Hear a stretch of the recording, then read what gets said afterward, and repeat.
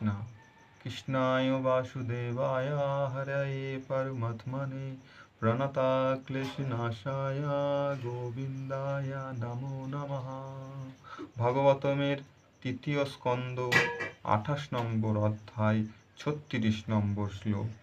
সোহ পিত্রত্রয়াচর ময়া মনোস্রো নিবিত্রা তস্মি স্ম হিন্ন ব্রসূতং সুখ দুঃখ বাহে হেতুত্রমপশ্যশ্রুতি কর্তরি দুঃখ ক্ষয়য়ত শাস্ত্রত্রণ বিধত্র উপলব্ধ পরাত্র কষ্ঠয়ং।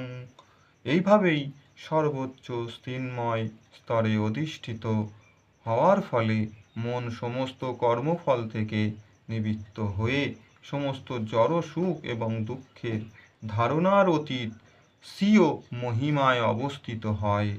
যোগী যখন পরমেশ্বর ভগবানের সঙ্গে তার সম্পর্ক উপলব্ধি করেন, তিনি তখন বুঝতে পারেন যে সুখ ও দুঃখ এবং তাদের প্রতিক্রিয়া সেগুলির কারণ। তিনি স্বয়ং বলে মনে করেছিলেন, প্রকৃতপক্ষে তা অবিদার্যনীত অহংকারের ফল। হরে কৃষ্ণ হরে কৃষ্ণ হরে বল।